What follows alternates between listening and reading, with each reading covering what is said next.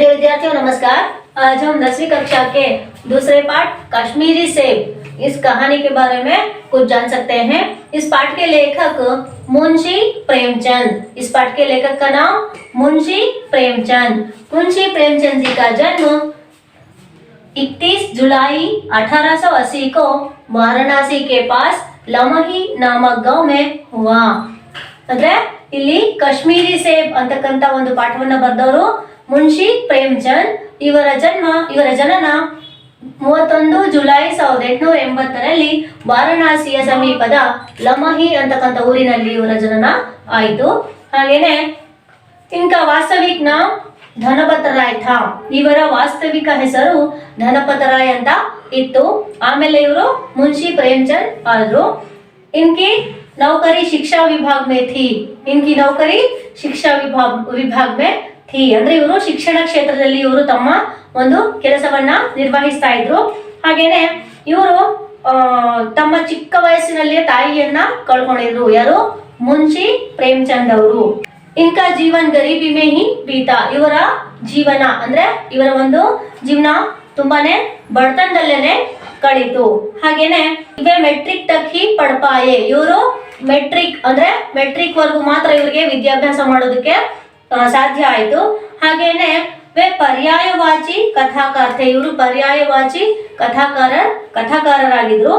ಮತ್ತೆ ಇವರ ಪ್ರಮುಖ ರಚನೆಗಳು ಯಾವ್ಯಾವಪ್ಪ ಅಂತಂದ್ರೆ ಗೋದಾನ್, सेवा सदन, गबन, निर्मला, मातृभूमि आदि ಉಪನ್ಯಾಸ है।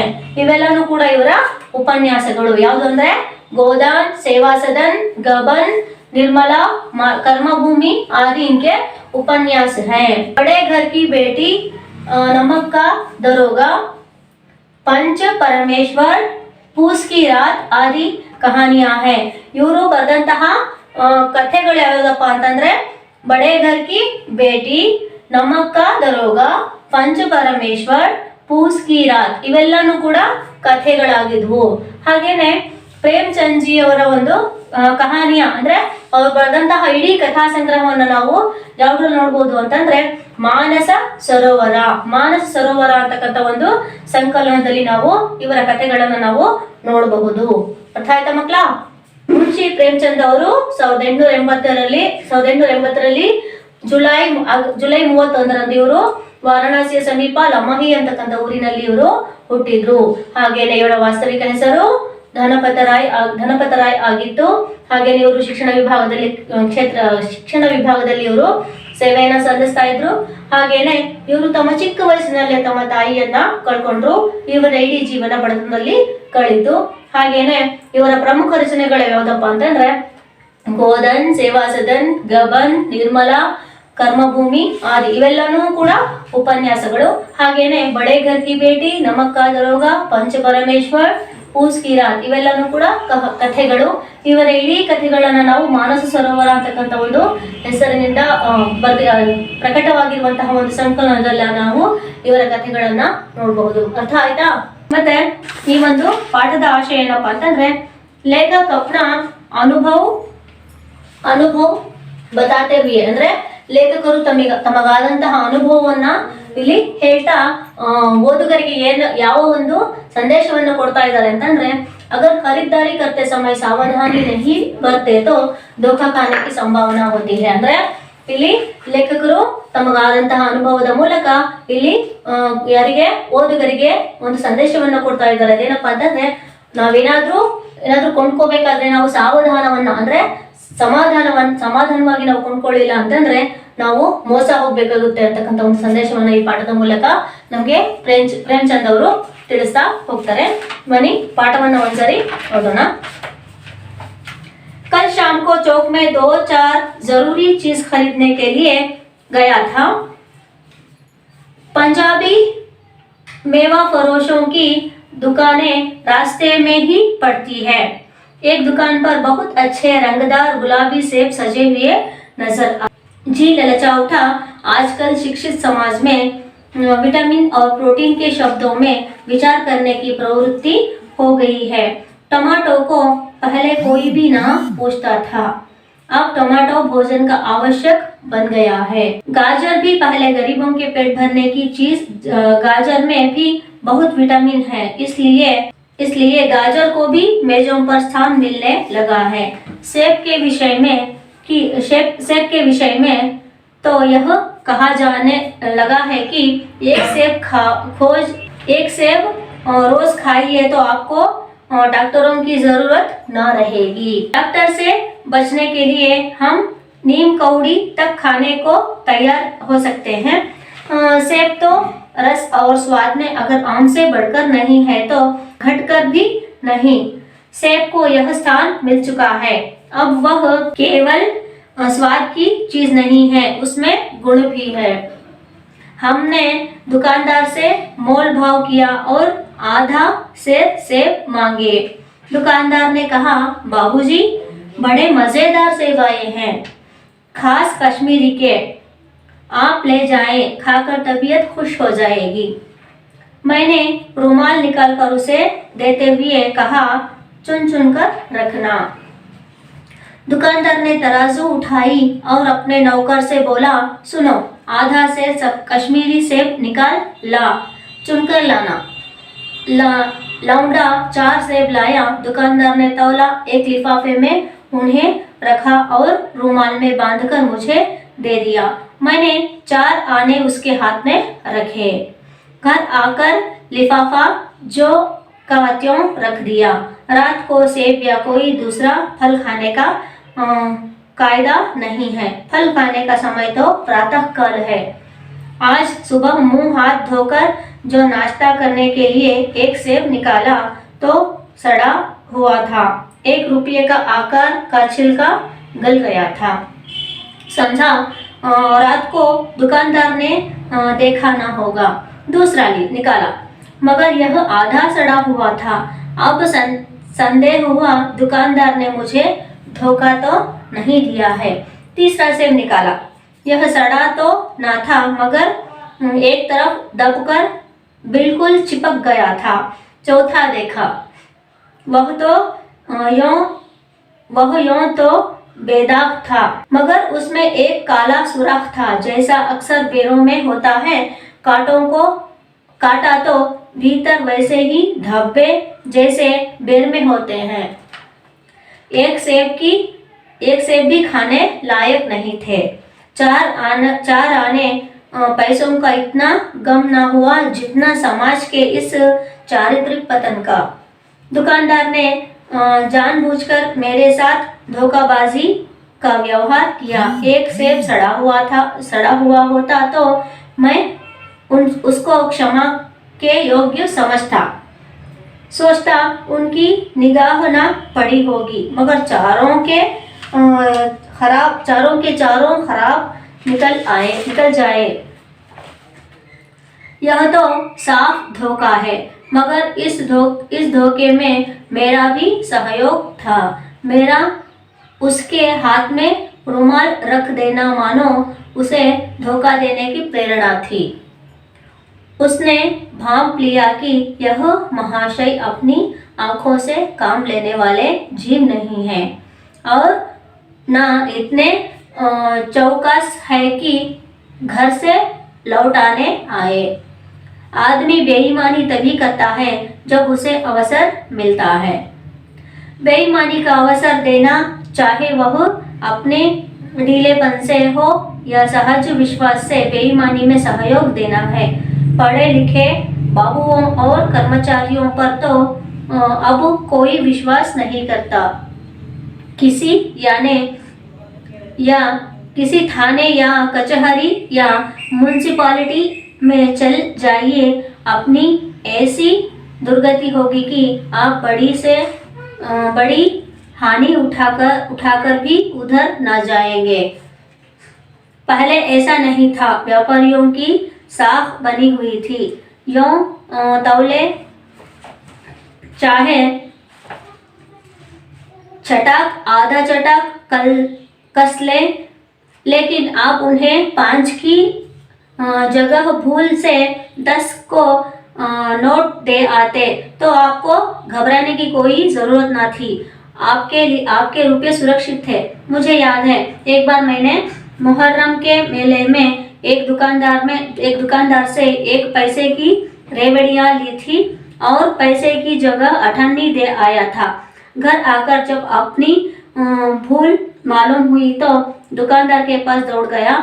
आशा नहीं थी कि वह अठन्नी लौटाएगा, पर लेकिन उसने प्रसन्नचित्त से अठन्नी लौटा दी और उल्टे मुझसे क्षमा मांगी। यहाँ कश्मीरी सेब के नाम से सड़े हुए सेब बेचे जाते हैं। मुझे आशा है पाठक बाजार में जाकर मेरी तरह आंखें ना बंद कर लिया करेंगे, नहीं तो उन्हें भी कश्मीरी सेब ही मिलेंगे। ಪ್ರಿಯ ವಿದ್ಯಾರ್ಥಿಗಳೇ, ಈ ಕಾಶ್ಮೀರಿ ಸೇಬನ್ನ ಪಾಠದಿಂದ ನಮಗೆ ನಾವೇನಾದ್ರೂ ಕೊಂಡ್ಕೋಬೇಕಾದ್ರೆ ನಮಗೆ ಮೋಸ ಆಗದಿರೋ ಹಾಗೆ ನಾವು ನೋಡ್ಕೋಬೇಕು, ಜಾಗೃತರಾಗಿ ನಾವು ವ್ಯಾಪಾರವನ್ನ ಮಾಡಬೇಕು ಅಥವಾ ಏನಾದ್ರೂ ನಾವು ಕೊಂಡ್ಕೋಬೇಕು ಅಂತಕ್ಕಂಥ ಒಂದು ಸಂದೇಶವನ್ನ ನಾವು ಈ ಪಾಠದಿಂದ ಕಲ್ತ್ಕೋಬಹುದು। कल शाम को चौक में 2-4 जरूरी चीज खरीदने गया था। ಲೇಖಕರು ಅಂದ್ರೆ ಪ್ರೇಮಚಂದ್ ಜಿ ಅವರು ಏನೋ ಕೊಂಡ್ಕೊಳ್ಳೋದಕ್ಕಾಗಿ ಅವಶ್ಯಕ ವಸ್ತುಗಳನ್ನ ಒಂದು ನಾಲ್ಕು ಅವಶ್ಯಕವಾಗಿರುವಂತಹ ವಸ್ತುಗಳನ್ನ ಕೊಂಡ್ಕೊಳ್ಳೋದಕ್ಕೆ ಅವರು ಎಲ್ಲಿಗೆ ಹೋಗ್ತಾರೆ ಅಂದ್ರೆ ಚೌಕ್ ಅಂತಂದ್ರೆ ಸಂತೆಗೆ ಹೋಗ್ತಾರೆ ಅಥವಾ ಮಾರುಕಟ್ಟೆಗೆ ಹೋಗ್ತಾರೆ। पंजाबी मेवा फरोशों की दुकानें रास्ते में ही पड़ती है। ಇಲ್ಲಿ ಪಂಜಾಬಿ ಅವರು ಕೆಲವೊಂದು ಅಂಗಡಿಗಳನ್ನ ರಸ್ತೆ ಬದಿಯಲ್ಲೇನೆ ಇಟ್ಕೊಂಡಿರ್ತಾರೆ। ಏಕ್ ದುಕಾನ್ ಅಂದ್ರೆ ಅಂಗಡಿ, ಗೊತ್ತಾಯ್ತಲ್ವಾ? ದುಕಾನ್ ಅಂದ್ರೆ ಅಂಗಡಿ। ಈ ಅಂಗಡಿಗಳನ್ನ ಅವರು ಪಂಜಾಬಿಯವರು ರಸ್ತೆ ಬದಿಯಲ್ಲೇನೆ ಇಟ್ಕೊಂಡಿರ್ತಾರೆ। ಏಕ್ ದುಕಾನ್ ಪರ್ ಬಹುತ್ ಅಚ್ಚೆ ರಂಗದಾರ್ ಗುಲಾಬಿ ಸೆ ಸಜೆ ಹುಯೆ ನಜರ್ ಆಯೆ। ಲೇಖಕರಿಗೆ ಇಲ್ಲಿ ಒಂದು ಅಂಗಡಿ ಕಾಣಿಸುತ್ತೆ, ಆ ಒಂದು ಅಂಗಡಿಯಲ್ಲಿ ತುಂಬಾ ರಂಗದಾರ್ ಅಂದ್ರೆ ಬಣ್ಣವಾಗಿರುವಂತಹ ಸೇಬು, ಯಾವ ಬಣ್ಣದಲ್ಲಿರುತ್ತೆ?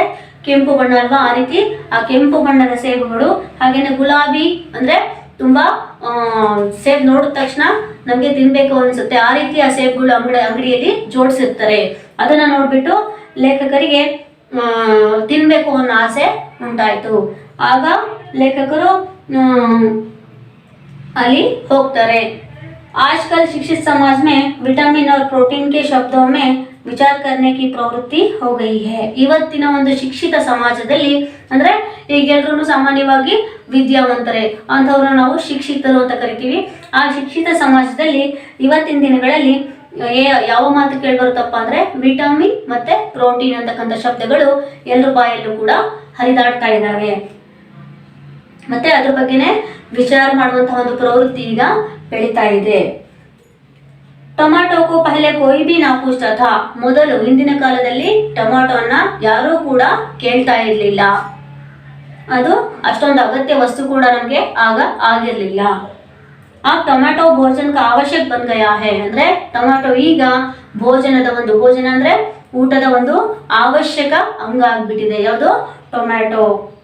गाजर भी पहले गरीबों के पेट भरने की चीज थी ಅಂದ್ರೆ ಇಲ್ಲಿ ಕ್ಯಾರೆಟ್ ಕೂಡ ಮೊದಲು ಗರೀಬ್ ಅಂತಂದ್ರೆ ಬಡ ಜನರ ಒಂದು ಹೊಟ್ಟೆ ತುಂಬುವಂತಹ ಒಂದು ವಸ್ತು ಆಗಿತ್ತು ಅಥವಾ ಒಂದು ಆಹಾರ ಆಗಿತ್ತು।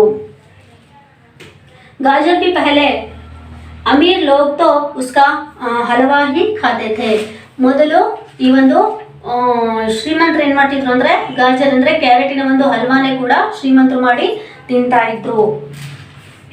मगर अब पता चला है कि गाजर में भी बहुत विटामिन है। ಈಗ ನಮಗೆ ತಿಳಿದಿರುವಂತಹ ಅಂಶ ಏನಪ್ಪಾ ಅಂತಂದ್ರೆ ಗಾಜರ್ ಅಂದ್ರೆ ಕ್ಯಾರೆಟ್ ನಲ್ಲೂ ಕೂಡ ಅನೇಕ ವಿಟಮಿನ್ಗಳು ಇದಾವೆ ಅನ್ನೋ ಅಂಶ ನಮಗೆ ಗೊತ್ತಾಗಿದೆ। इसलिए गाजर को भी मेजों पर स्थान मिलने लगा है।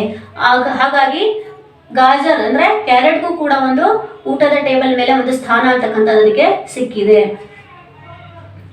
इसलिए गाजर को भी सेब के विषय में तो यह कहा जाने लगा है कि एक सेब रोज खाइए तो आपको डॉक्टर की जरूरत ना रहेगी। ಅಂದ್ರೆ ಈಗ ಹೇಗಾಗಿದೆಯಪ್ಪ ಅಂದ್ರೆ ಸೇಬಿನ ವಿಚಾರದಲ್ಲಿ ದಿನ ಒಂದು ಸೇಬ್ ತಿನ್ನೋದ್ರಿಂದ ನಾವು ಡಾಕ್ಟರ್ಗಳಿಂದ ದೂರ ಇರಬಹುದು ಅಂತಕ್ಕಂಥ ಒಂದು ವಿಷಯ ನಮಗೆ ಗೊತ್ತಾಗಿದೆ। ಅಂದ್ರೆ ದಿನ ಒಂದು ಸೇಬ್ ತಿನ್ನೋದ್ರಿಂದ ನಾವು ಕಾಯಿಲೆಗಳಿಂದ ದೂರ ಇದ್ದು ನಾವು ಡಾಕ್ಟರ್ಗಳಿಂದ ದೂರ ಇರಬಹುದು।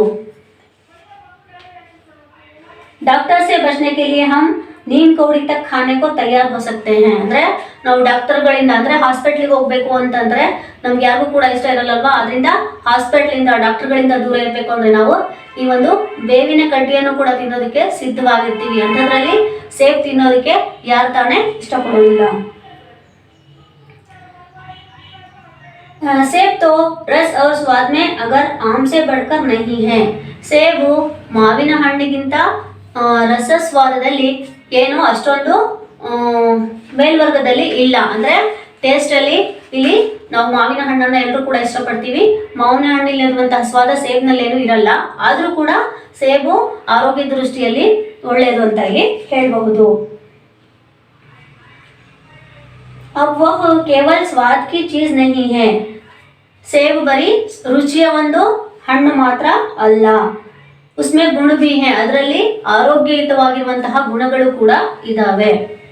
हमने दुकानदार से मोल भाव किया और आधा सेर से मांगे. ಇಲ್ಲಿ ಲೇಖಕರು ಚೌಕ್ಗೆ ಹೋದಾಗ ಅವರಿಗೆ ಬೇಕಾಗಿರುವಂತಹ ಸೇಬನ್ನ ಇವರು ಅರ್ಧ ಸೇರು ಸೇಬನ್ನ ತಗೊಂಡ್ರು. दुकानदार ने कहा बाबूजी बड़े मजेदार सेब आए हैं. ಅಲ್ಲಿ ಅಂಗಡಿಯವನು ಹೇಳ್ತಾನೆ, ಬಾಬೂಜಿ ಅಣ್ಣವರೇ ತುಂಬಾ ಮಜೇದಾರ್ ಅಂದ್ರೆ ರುಚಿಕರವಾಗಿರುವಂತಹ ಸೇಬು ಬಂದಿದ್ದಾವೆ. ಖಾಸ್ ಕಾಶ್ಮೀರ್ಗೆ, ಇದು ಕಾಶ್ಮೀರದಿಂದ ತರಿಸಿರುವಂತಹ ಸೇಬು ಅಂತ ಇಲ್ಲಿ ಅಂಗಡಿಯವನು ಲೇಖಕರಿಗೆ ಹೇಳ್ತಾನೆ. आप ले जाए खाकर तबियत खुश हो जाएगी. ನೀವು ತಗೊಂಡೋಗಿ ತಿನ್ನಿ, ನಿಮ್ಮ ಆರೋಗ್ಯ ಅಂದ್ರೆ ನಿಮ್ಮ ಮನಸ್ಸು ತುಂಬಾ ಖುಷಿಯಿಂದ ಅದನ್ನ ಇನ್ನೂ ತಿನ್ಬೇಕು ಅಂತ ನಿಮ್ಗೆ ಅನ್ಸುತ್ತೆ ಅಂತ ಇಲ್ಲಿ ಅಂಗಡಿಯವನು ಲೇಖಕರಿಗೆ ಹೇಳ್ತಾ ಇದ್ದಾನೆ. दुकानदार ने कहा मैंने खाकर तबियत खुश हो जाएगी. ನಿಮ್ಮ ಆರೋಗ್ಯ ಅಥವಾ ನಿಮ್ಮ ಮನಸ್ಸು ತುಂಬಾ ಖುಷಿಯಾಗಿ ಇರುತ್ತೆ. मैंने रुमाल निकाल कर उसे देते हुए कहा चुन चुन कर रखना. ಆಗ ಲೇಖಕರು ಏನ್ ಮಾಡಿದ್ರು, ಅವ್ರಿಗೂ ಸೇಬ್ ತಿನ್ನೋ ಮನ್ಸಾಗಿತ್ತು. ಅಂಗಡಿಯವನು ಹೇಳಿದ್ದಕ್ಕೂ ಅವ್ರೇನ್ ಮಾಡಿದ್ರು, ಅವ್ರು ಕಟ್ಕೊಂಡಿದ್ದಂತಹ ರುಮಾಲನ್ನ ಅಂಗಡಿಯವನ ಕೈಗೆ ಕೊಟ್ಬಿಟ್ಟು ಒಳ್ಳೊಳ್ಳೆದು ಚೆನ್ನಾಗಿ ಆಯ್ಕೆ ಮಾಡಿಬಿಟ್ಟು ಅದರಲ್ಲಿ ಇಡುವಂತಂದು ಹೇಳ್ತಾರೆ. ಆದ್ಬಿಟ್ಟು ಇಡುವಂತಹ ಇಲ್ಲಿ ಲೇಖಕರು ರುಮಾಲನ್ನ ಅಂಗಡಿಯವನ ಕೈಗೆ ಕೊಡ್ತಾರೆ. ದುಕಾನ್ದಾರನೇ ತರಾಜು ಉಠಾಯಿ. ಆಗ ಅಂಗಡಿಯವನ್ ಏನ್ ಮಾಡ್ದ, ತರಾಜು ಅಂದ್ರೆ ತಕ್ಕಡಿ, ತರಾಜು ಅಂದ್ರೆ ತಕ್ಕಡಿ.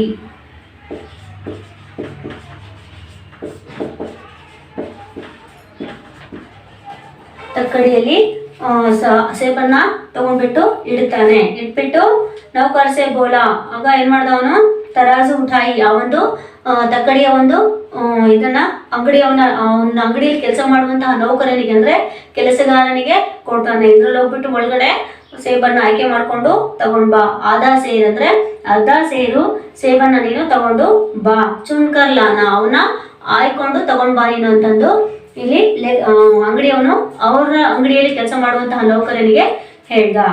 ಲೌಂಡ 4 ಸೇಬ್ ಲಾಯ. ಇವನು ಕೆಲಸದವ ಏನ್ ಮಾಡ್ದ, 4 ಸೇಬನ್ನ ಹಾಕೊಂಡು ತಗೊಂಡು ಬಂದ. ದುಕಾನ್ದಾರ್ನೆ ತೌಲ. ಅಂಗಡಿಯವನ್ ಏನ್ ಮಾಡ್ದ, ಅದನ್ನ ತೂಕ ಹಾಕದ. ಏಕ್ ಲಿಫಾಫೆ ಮೇ ಉನ್ಹೆ ರಖಾ. ಲಿಫಾಫಾ ಅಂದ್ರೆ ಕವರ್ ಅಂತ ಏನ ಕರಿತೀವಿ.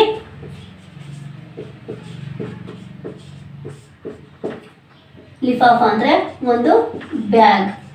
ಆ ಒಂದು ಕವರ್ನಲ್ಲಿ ಅದನ್ನ ಸೇಬನ್ನ ಅಂಗಡಿಯವನು ಹಾಕ್ದ ತೂಕ ಮಾಡಿ. ಅವ್ರು ರುಮಾಲ್ ಮೇ ಬಾಂಧ್ಕರ್ ಮುಜೆ ದೇ ದಿಯಾ. ಅವ್ರೇನ್ ಮಾಡಿದ್ರು, ಅಂಗಡಿಯವನು ಇವ್ ಲೇಖಕರು ಕೊಟ್ಟಂತಹ ರುಮಾಲಿನಲ್ಲಿ ಈ ಒಂದು ಸೇಬ್ಗಳನ್ನ ಕವರಲ್ಲಿ ಹಾಕ್ಬಿಟ್ಟು ಆ ರುಮಾಲಿಗೆ ಸುತ್ಬಿಟ್ಟು ಲೇಖಕರ ಕೈಗೆ ಕೊಟ್ಟ. 4 ಆನೆ ಉಸ್ಕೆ ಹಾತ್ ಮೇ ರಖೆ. ಅಲ್ಲಿ ಇವ್ರೇನ್ ಮಾಡಿದ್ರು, ಲೇಖಕರು ಸೇವಿಸ್ಕೊಂಡು 4 ಆಣೆಯನ್ನ ಲೇಖಕರ ಕೈ ಅಂಗಡಿಯವನ ಕೈಗೆ ಲೇಖಕರು ಇಟ್ರು. घर आकर लिफाफा जो का त्यों रख दिया. ಆಗ ಲೇಖಕರು ಏನ್ ಮಾಡಿದ್ರು, ಆ ಸೇಬನ್ನ ತಂದಿದ್ದಂತಹ ಒಂದು ಕವರನ್ನ ಹಾಗೆ ಮನೇಲೆ ಇಟ್ಬಿಟ್ರು. रात को सेब या कोई दूसरा फल खाने का कायदा नहीं है. ಅಂದ್ರೆ ಯಾವುದೇ ಆಗ್ಲಿ ರಾತ್ರಿ ಫ್ರೂಟ್ ತಿನ್ಬೇಕು ಅನ್ನೋ ಒಂದೇನು ನಿಯಮ ಇರ್ಲಿಲ್ಲ. ಆದ್ರೂ ಕೂಡ ಇವ್ರು ತಂದಿದ್ರಲ್ವಾ ಅದನ್ನ ತೆಗೆದು ನೋಡಿದ್ರು. ಇಲ್ಲಿ ಹಣ್ಣು ತಿನ್ನುವಂತಹ ಸಮಯ ಪ್ರಾತಃ ಕಾಲ. आज सुबह मुंह हाथ धोकर जो नाश्ता करने के लिए एक सेब निकाला. ಅಂದ್ರೆ ಇಲ್ಲಿ ಸಾಮಾನ್ಯವಾಗಿ ಹಣ್ಣು ತಿನ್ನುವಂತಹ ಒಂದು ಸಮಯ ಪ್ರಾತಃ ಕಾಲ ಅಂದ್ರೆ ಬೆಳಗಿನ ಸಮಯ. ಆದ್ರೆ ಇಲ್ಲಿ ಲೇಖಕರು ಏನ್ ಮಾಡಿದ್ರು, ಬೆಳಗ್ಗೆ ಎದ್ಬಿಟ್ಟು ಮುಹಾತ್ ಅಂದ್ರೆ ಮುಖ ಕೈಕಾಲುಗಳನ್ನು ತೊಳ್ಕೊಂಡು ಇವರು ನಾಷ್ಟಾ ಕರ್ನೆ ಕೇಳಿ ಅಂದ್ರೆ ಟಿಫನ್ ಮಾಡೋದಕ್ಕೆ ಇವರು ಕೈಕಾಲುಗಳನ್ನ ತೊಳ್ಕೊಂಡು ಬಂದ್ರು. ಆಗ ಬಂದ್ಬಿಟ್ಟು ಆ ಸೇಬನ್ನ ತೆಗೆದ್ರು. ತೋ ಸಡಾ ಹುವಾ ಥಾ. ಒಂದು ಸೇಬನ್ನ ಇವ್ರು ತೆಗೆದ್ರು. ಆಗ ಅದೇನಾಗಿತ್ತು, ಸಂಪೂರ್ಣ ಕೊಳೆದು ಹೋಗಿತ್ತು.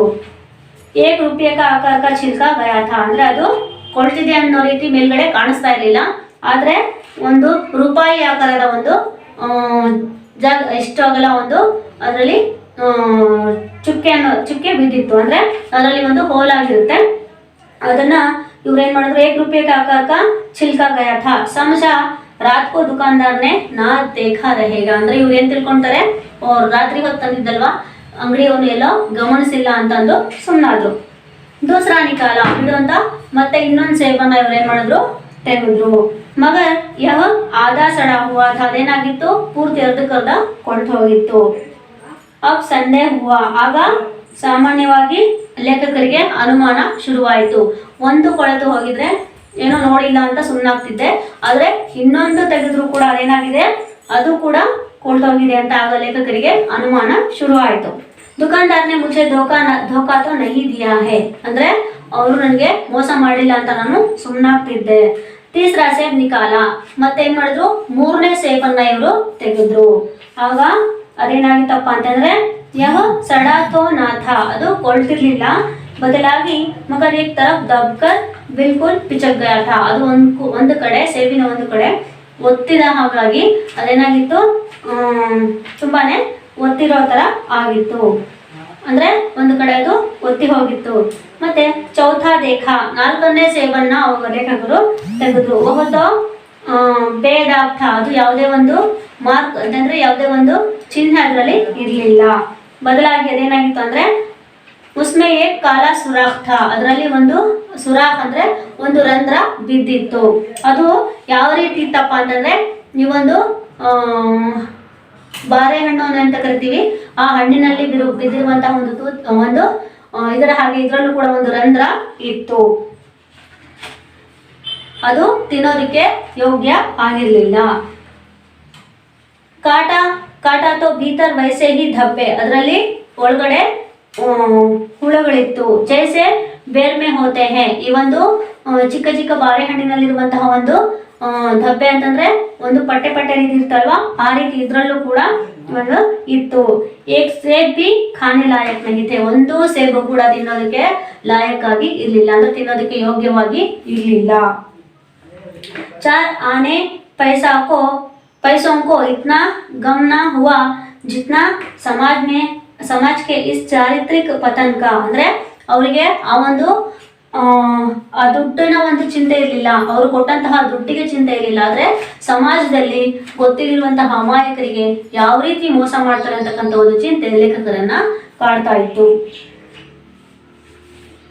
ದುಕಾನ್ದಾರ್ನೆ जानबूझकर मेरे साथ धोखाबाजी का व्यवहार किया है, ಆಗ ಅವ್ರಿಗೆ ಅರ್ಥ ಆಗುತ್ತೆ, ಈ ಒಂದು ಲೇಖಕರಿಗೆ ಏನರ್ಥ ಆಗುತ್ತಪ್ಪ ಅಂತಂದ್ರೆ ಈ ಅಂಗಡಿಯವನು ಬೇಕಂತ ನನಗೆ ಮೋಸ ಮಾಡಿದಾನೆ ಅಂತ ಇವ್ರಿಗೆ ಮನವರಿಕೆ ಆಗುತ್ತೆ. ಏಕ್ ಸೇಬ್ ಸಡಾ ಹುವಾ ತೋ ಕ್ಷಮಕ್ಕೆ ಯೋಗ್ಯ ಮಾನ್ತಾ ಥಾ, ಅಂದ್ರೆ ಇಲ್ಲಿ ಲೇಖಕರು ಒಂದು ಸೇಬ್ ಏನಾದ್ರು ಅದರಲ್ಲಿ ತಿನ್ನೋದಕ್ಕೆ ಯೋಗ್ಯ ಆಗಿಲ್ಲ ಅಂದ್ರೆ ಅಥವಾ ಕೊಳ್ತಿದ್ರೆ ಬಿಡು, ಅಂಗಡಿಯವನು ಏನೋ ನೋಡದೆ ಹಾಕಿದ್ದಾನೆ ಅಂತ ಅವನು ಕ್ಷಮೆಗೆ ಯೋಗ್ಯ ಅಂತ ಅನ್ಕೊಳ್ತಾ ಇದ್ರು. ಆದ್ರೆ 4 ಸೇಬು ಕೂಡ ಕೊಳ್ತೋಗಿದ್ರಿಂದ ಲೇಖಕರು ಇಲ್ಲಿ ಆ ಅಂಗಡಿಯವರನ್ನ ಒಬ್ಬ ಮೋಸಗಾರ ಅಂತ ತೀರ್ಮಾನ ಮಾಡಿದ್ರು. ಮಗರ್ ಚಾರೋ ಕೆ ಚಾರೋ ಖರಾಬ್ ನಿಕಲ್ ಆಯೆ, 4 ಸೇಬು ಕೂಡ ಕೆಟ್ಟ ಹೋಗಿದ್ವು. ಯಹತೋ ಸಾಫ್ ಧೋಕಾ ಥಾ, ಇದು ಮಾತ್ರ ಏನೋ ಪಕ್ಕ ಮೋಸ ಅಂತಂದು ಲೇಖಕರಿಗೆ ಅರ್ಥ ಆಗುತ್ತೆ, ಅಂದ್ರೆ ಇಡೀ ವ್ಯವಹಾರನೇ ಮೋಸ, ಅಂದ್ರೆ ಇಡೀ ಅಂಗಡಿಯವನು ಪೂರ್ತಿ ಇವನು ತಯಾರಿ ಮಾಡ್ಕೊಂಡೆ ಮೋಸ ಮಾಡಿದ್ದೇನೆ ಅಂತ ಲೇಖಕರಿಗೆ ಅರ್ಥ ಆಯ್ತು. ಮಗರ್ ಇಸ್ ಧೋಕೆ ಮೇ ಮೇರಾ ಬಿ ಸಹಯೋಗ, ಈ ಒಂದು ಮೋಸ ಮಾಡೋದ್ರಲ್ಲಿ ನನ್ನ ಸಹಯೋಗ ಅಂದ್ರೆ ನನ್ನ ಪಾತ್ರನೂ ಇದೆ ಅಂತ ಲೇಖಕರಿಗೆ ಅರ್ಥ ಆಗುತ್ತೆ. ಹೇಗಪ್ಪ ಅಂತಂದ್ರೆ ಮೇರಾ ಉಸ್ಕೆ ಹಾತ್ ಮೇ ರುಮಾಲ್ ರಖ್ ದೇನಾ ಮಾನೋ ಉಸ್ ಧೋಕಾ ದೇನೆ ಕಿ ಪ್ರೇರಣಾ ಥಿ, ಅಂದ್ರೆ ಇಲ್ಲಿ ಲೇಖಕರು ಮೇರಾ ಉನ್ಕೆ ಅಂದ್ರೆ ನಾನು ಅವನ ಕೈಗೆ ರುಮಾಲು ಕೊಟ್ಟಂತದ್ದು ಮೊದಲನೇ ತಪ್ಪು, ಅಂದ್ರೆ ಅವನಿಗೆ ರುಮಾಲ್ ಕೊಟ್ಟಿದ್ರಿಂದ ಅವನೇ ಹೋಗಿ ತಗೊಂಡ್ ಬಂದಿದ್ದು ಇಲ್ಲಿ ಮೋಸ ಮಾಡೋದಕ್ಕೆ ನಾನು ಕೂಡ ಅವನಿಗೆ ಪ್ರೇರಣೆಯನ್ನ ಕೊಟ್ಟಂಗಾಯ್ತು ಅಂತ ಇಲ್ಲಿ ಲೇಖಕರು ಹೇಳ್ತಾ ಇದ್ದಾರೆ. ಉಸ್ನೆ ಭಾಮ್ ಲಿಯಾ, ಆಗ ಇವ್ನು ತಿಳ್ಕೊಂತಾರೆ ಏನಪ್ಪಾ ಅಂದ್ರೆ ನಾನು ರುಮಾಲ್ ತಕ್ಕೊಟ್ಟಿದ್ರಿಂದ ಅವನಿಗೆ ಇವರು ನಾನು ಮೋಸ ಮಾಡೋದಕ್ಕೆ ತುಂಬಾ ಯೋಗ್ಯವಾಗಿದ್ದಾರೆ ಅಂತ ಅಂಗಡಿಯವರಿಗೆ ಅನ್ಸುತ್ತೆ. ಮಹಾಶಯ್ ಅಪ್ನಿ ಆಂಖೋं से काम लेने वाले जीव नहीं है. ಅವ್ರಿಗೆ ಅಂಗಡಿಯವ್ರಿಗೆ ಏನಾಗುತ್ತೆ, ಋಣ ತಗೊಟ್ಟಿದ್ರ ಇವರು ತಮ್ಮ ಕೈ ಮತ್ತೆ ಕಣ್ಣಿಗೆ ಯಾವುದೇ ಕೆಲಸವನ್ನ ಕೊಡ್ತಿಲ್ಲ. ಅಂದ್ರೆ ಇವರು ನಾವು ಕೊಟ್ಟದ್ದನ್ನ ತಗೊಂಡು ಹೋಗ್ತಾರೆ ಅಂತ ಅಂಗಡಿಯವ್ರಿಗೆ ಬೇಗ ಮನವರಿಕೆ ಆಯ್ತು. और इतने चौकस है कि घर से लौट आने आए. ಇದು ಕೊಳ್ತೋಗಿದೆ ಅಂತ ಮನೆಯಿಂದ ವಾಪಸ್ ತಂದು ಕೊಡ್ತಾರೆ ಅನ್ನೋ ಒಂದು ತಂದ್ಕೊಡೋ ಗಿರಾಕಿನೂ ಅಲ್ಲ ಅಂತಂದ ಅಂಗಡಿಯವರಿಗೆ ಗೊತ್ತಾಯ್ತು. ಆದ್ಮೇಲೆ ಬೇಯಿಮಾನಿ ತभी करता है जब उसे अवसर मिलता है. ಮನುಷ್ಯ ಯಾವಾಗ ಮೋಸ ಮಾಡ್ತಾನೆ ಅಂತಂದ್ರೆ ಅವನಿಗೆ ಅವಕಾಶ ಸಿಕ್ಕಾಗೆಲ್ಲ ಅವನು ಮೋಸ ಮಾಡ್ತಾನೆ. ಅಂದ್ರೆ ಮೋಸ ಮಾಡೋದಕ್ಕೆ ಅವಕಾಶ ಸಿಕ್ಕಿದೆ ಅಂತ ಗೊತ್ತಾದ ತಕ್ಷಣ ಅವನು ಮೋಸ ಮಾಡೋದಕ್ಕೆ ತಯಾರಾಗ್ತಾನೆ. बेईमानी का अवसर देना चाहे वह अपने ढीलेपन से हो या सहज विश्वास से. ಅಂದ್ರೆ ಇಲ್ಲಿ ಬೇಯಿಮಾನಿ का अवसर देना ಅಂದ್ರೆ ಮೋಸ ಮಾಡೋದಕ್ಕೆ ನಾವು ಅವಕಾಶ ಮಾಡಿಕೊಡೋದು. ಮತ್ತೆ ಬೇಯಿಮಾನಿ ತभी करता है जब उसे अवसर मिलता है ಅಂದ್ರೆ ಅವನಿಗೆ ಯಾವಾಗ ಅವಕಾಶ ಸಿಗುತ್ತೋ ಆಗ ಅವನು ಮೋಸ ಮಾಡ್ತಾನೆ. ನಾವು ಮೋಸ ಮಾಡೋದಕ್ಕೆ ಅವಕಾಶ ಮಾಡಿಕೊಟ್ಟಾಗ ಅವನು ಮೋಸ ಮಾಡೋದಕ್ಕೂ ಕೂಡ ತಯಾರಾಗ್ತಾನೆ. पढ़े लिखे बाबुओं और कर्मचारियों पर तो अब कोई विश्वास नहीं करता. ಈಗಿನ ಒಂದು ಇದರಲ್ಲಿ ಓದಿರೋರು ಅಂದ್ರೆ ಚೆನ್ನಾಗಿ ಬರ್ದಿರೋರ್ನ ಯಾರು ಕೂಡ ನಂಬೋದಿಲ್ಲ. ಯಾಕಂತಂದ್ರೆ ಅಂಥ ವ್ಯಕ್ತಿಗಳೇ ಮೋಸ ಮಾಡೋದು ಜಾಸ್ತಿ. ಕಿಸಿ ಥಾನೆ ಯಾ ಕಚೇರಿ ಯಾ ಮುನ್ಸಿಪಾಲಿಟಿ ಮೇ ಚಲ್ ಜಾಯಿಯೇ.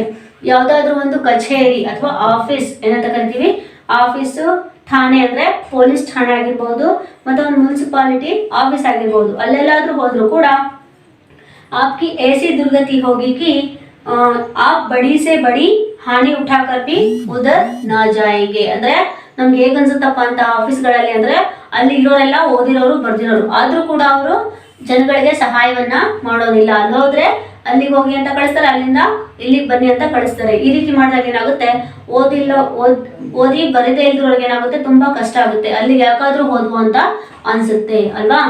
ನೆಕ್ಸ್ಟ್ ಪಹಲೆ ಏಸಾ ನಹಿ ಥಾ. ಮೊದಲು ಹೀಗೆ ಇರ್ಲಿಲ್ಲ. ಯಾವ ರೀತಿ ಅಂದ್ರೆ ಮೋಸ ಮಾಡುವಂತಹ ಒಂದು ಪರಂಪರೆ ಇರ್ಲಿಲ್ಲ. ವ್ಯಾಪಾರಿಯೋಂ ಕಿ ಸಾಖ್ ಬನಿ ಹುಯಿ ಥಿ. ಅಂದ್ರೆ ವ್ಯಾಪಾರಿಗಳು ಯಾವುದೇ ರೀತಿಯ ಒಂದು ಮೋಸ ಅಂತಕ್ಕಂಥದನ್ನ ಮಾಡ್ತಾ ಇರ್ಲಿಲ್ಲ. ಯೋ ತೌಲ್ ಮೇ ಚಾಹೆ ಚಟಾಕ್ ಆಧಾ ಚಟಾಕ್ ಕಸ್ ಲೇ. ಅಂದ್ರೆ ನಾವು ಒಂದು ಕಿಲೋ ತಗೊಳ್ಳಿ, 1 kg ತಗೊಳ್ಳಿ, ಅಥವಾ ಅರ್ಧ kg ತಗೊಳ್ಳಿ, ಅಥವಾ ಒಂದು ಚಟಾಕ್ ಅಂದ್ರೆ ಅಳತೆ ಮಾಡುವಂತಹ ಒಂದು ಮಾಪನ ಅದರಲ್ಲಿ ತಗೊಳ್ಳಿ. ಲೇಕಿನ್ ಆಪ್ ಉನ್ಹೆ 5 की जगह भूल से 10 के ನೋಟ್ ದೇ ಆತೆ. ಅಲ್ಲಿ ನಾವು ತಗೊಂಡಂತಹ ಕಡೆ ಮರ್ತು ಬಿಟ್ಟು ಏನ್ ಮಾಡ್ತೀವಿ ಅಂದ್ರೆ 5 ಕೊಡೋ ಜಾಗದಲ್ಲಿ 10 ರೂಪಾಯಿ ಕೊಟ್ಟು ಬಂದಿರ್ತೀವಿ. ಆಗ ಬಂದಾಗ ಏನಾಗುತ್ತೆ ಅಂತಂದ್ರೆ ಅಲ್ಲಿ ಯಾವುದೇ ಒಂದು ಟೆನ್ಷನ್ ತಗೊಳ್ಳೋ ಅಗತ್ಯ ಇರಲ್ಲ. ಅಂದ್ರೆ ನಾವು ಗಾಬರಿ ಆಗುವಂತಹ ಒಂದು ಅಗತ್ಯ ಇರೋದಿಲ್ಲ. ಯಾಕಂತಂದ್ರೆ ನಮ್ ದುಡ್ಡಲ್ಲಿ ಸೇಫ್ಟಿ ಆಗಿರುತ್ತೆ ಅಂತಕ್ಕಂಥ ಒಂದು ನಂಬಿಕೆ ಆಗ ಇತ್ತು. आपके ರೂಪಿಯ ಸುರಕ್ಷಿತ है मुझे. ಇಲ್ಲಿ ಒಬ್ಬರು ಇಲ್ಲಿ ಲೇಖಕರು ಏನ್ ಮಾಡ್ತಾರೆ, ಒಂದ್ಸರಿ ಮುಹರ್ರಂ ಅಂದ್ರೆ ಈ ಒಂದು ಮುಹರ್ರಂ ಹಬ್ಬ ಅಂತ ಮಾಡ್ತಾರೆ. ಆ ಒಂದು ಹಬ್ಬದ ಒಂದು ಮೇಳದಲ್ಲಿ ಇವರು ಏನ್ ಮಾಡಿದ್ರು ಅಂದ್ರೆ ದುಕಾನ್ದಾರ್ ಸೆ ಪೈಸೆಗೆ ರೇವಡಿ ಆದೀತಿ. ಇವರು 1 ಪೈಸೆ ಕೊಟ್ಬಿಟ್ಟು ರೇವಡಿಯನ್ನ ತಗೊಂಡಿದ್ರು. ಅವ್ರ ಪೈಸೆಗೆ ಜಗ ಅಟನ್ನಿ ದೇ ಆಯಾ ಥಾ. 1 ಪೈಸೆ ಕೊಡೋ ಬದಲು ಇವರು 50 ಪೈಸೆಯನ್ನ ಕೊಟ್ಟು ಬಂದಿದ್ರು. ಯಾರು? ಲೇಖಕರು. ಆಶಾ ನಹಿ ಥಿ ಕಿ ವಹ ಅಟನ್ನಿ ಲೌಟಾಯೇಗಾ. ಆಗ ಇವರು घर आकर जब अपनी भूल मालूम हुई तो दुकानदार के पास दौड़ाया. ಇವರು ತಮ್ಮ ತಪ್ಪಿನ ಅರಿವಾಗಿ ಅಂದ್ರೆ ಅಲ್ಲಿ 1 ಪೈಸೆ ಕೊಡೋ ಬದಲು 50 ಪೈಸೆಯನ್ನ ಕೊಟ್ಟಿದ್ರು. ಮನೆಗೆ ಬಂದ್ಬಿಟ್ಟು ಆಗ ಅವ್ರಿಗೆ ಅನ್ನಿಸ್ದಾಗ ಏನಾಗುತ್ತೆ ಅಂದ್ರೆ ಅಯ್ಯೋ ನಾನು ಎಂತ ಕೆಲಸ ಮಾಡಿದೆ, 1 ಪೈಸೆ ಕೊಡೋ ಬದಲು 50 ಪೈಸೆಯನ್ನ ಕೊಟ್ಟು ಬಂದಿದ್ದೀನಿ ಅಂತ ಅನ್ಕೊಂಡು ಮತ್ತೆ ಇವರು ಓಡ್ ಹೋಗ್ತಾರೆ ಅಂಗಡಿ ಹತ್ರ. ಹೋಗ್ಬಿಟ್ಟು ಅಲ್ಲಿ ಮತ್ತೆ ಅವ್ರ ಹತ್ರ ಹೋಗ್ಬಿಟ್ಟು ದುಡ್ಡನ್ನ ಕೇಳ್ತಾರೆ. ಆಗ ಇಲ್ಲಿ ಆಶಾದ್ ನಹಿತಿ ಅಂದ್ರೆ ಅವ್ರಿಗೆ ನಂಬಿಕೆ ಇರ್ಲಿಲ್ಲ, ಆ ದುಡ್ಡನ್ನ ಅವನು ಅಂಗಡಿಯವನು ವಾಪಸ್ ಕೊಡ್ತಾನೆ ಅಂತಕ್ಕಂಥ ನಂಬಿಕೆ ಲೇಖಕರಿಗೆ ಇರ್ಲಿಲ್ಲ. ಆದ್ರೆ ಅವರು ಹೋಗಿ ಕೇಳಿದಾಗ ಏನಾಗುತ್ತೆ, ಅಂಗಡಿಯವನು ಅವರ ದುಡ್ಡನ್ನ ವಾಪಸ್ ಕೊಡ್ತಾನೆ. ಅಂದ್ರೆ ಅವ್ರಿಗೆ ಅವ್ರ ತಪ್ಪಿನ ಅರಿವಾಗಿರುತ್ತೆ. ಮತ್ತೆ ಅವ್ರ ಜೊತೆಗೆ ಆ ದುಡ್ಡನ್ನು ವಾಪಸ್ ಕೊಡೋದ್ರ ಜೊತೆಗೆ ಕ್ಷಮೆಯನ್ನು ಕೂಡ ಕೇಳ್ತಾರೆ. ಯಾರು? ಅಂಗಡಿಯವರು. यहाँ ಕಾಶ್ಮೀರಿ ಸೇಬ್ ಕೆ ನಾಮ್ ಸೆ ಸಡೆ ಹುಯೆ ಸೇಬ್ ಬೇಚೆ ಜಾತೆ ಹೈ. ಆದ್ರೆ ಈಗ ಕಾಶ್ಮೀರಿ ಸೇಬ್ನ ಹೆಸರಿನಲ್ಲಿ ಇಲ್ಲಿ ಕೊಳೆತಿರುವಂತಹ ಸೇಬುವನ್ನ ಮಾರುವಂತಹ ಒಂದು ಪರಿಪಾಠ ಈಗ ಇದೆ. ಮುझे ಆಶಾ ಹೈ ಅಂದ್ರೆ ನನಗೆ ಆಸೆ ಇದೆ, ಅಂದ್ರೆ ನನಗೆ ನಂಬಿಕೆ ಇದೆ. ಇಲ್ಲಿ ಪಾಠಕ್ ಬಾಜಾರ್ ಮೇ ಜಾಕರ್ ಮೇರಿ ತರಹ ಆಂಖೇನ ಬಂದ್ ಕರ್ಲಿಯಾ ಕರೆಂಗೆ ಅಂದ್ರೆ ನನಗೆ ನಂಬಿಕೆ ಇದೆ ಈ ಪಾಠವನ್ನು ಓದಿದ ಓದುಗರು ನನ್ನ ರೀತಿ ಕಣ್ಮುಚ್ಕೊಂಡು ವ್ಯಾಪಾರ ಮಾಡದೆ ಅವರು ಸಾವಧಾನವಾಗಿ ವ್ಯಾಪಾರವನ್ನ ಮಾಡ್ತಾರೆ ಅಂತಕ್ಕಂಥ ನಂಬಿಕೆ ನನಗಿದೆ ಅಂತ ಇಲ್ಲಿ ಲೇಖಕರು ಹೇಳ್ತಿದ್ದಾರೆ. नहीं तो उन्हें भी ಕಾಶ್ಮೀರಿ ಸೇಬ್ भी मिलेंगे. ಇಲ್ಲ ಅಂತಂದ್ರೆ ಕಾಶ್ಮೀರಿ ಸೇಬಲ್ಲಿ ಹೇಗೆ ಮೋಸ ಆಗುತ್ತೋ ಹಾಗೆ ನಿಮ್ಗೂ ಕೂಡ ಆಗುತ್ತೆ ಅಂತ ಲೇಖಕರು ಇಲ್ಲಿ ಕಳವಳವನ್ನ ವ್ಯಕ್ತಪಡಿಸ್ತಾ ಇದ್ದಾರೆ.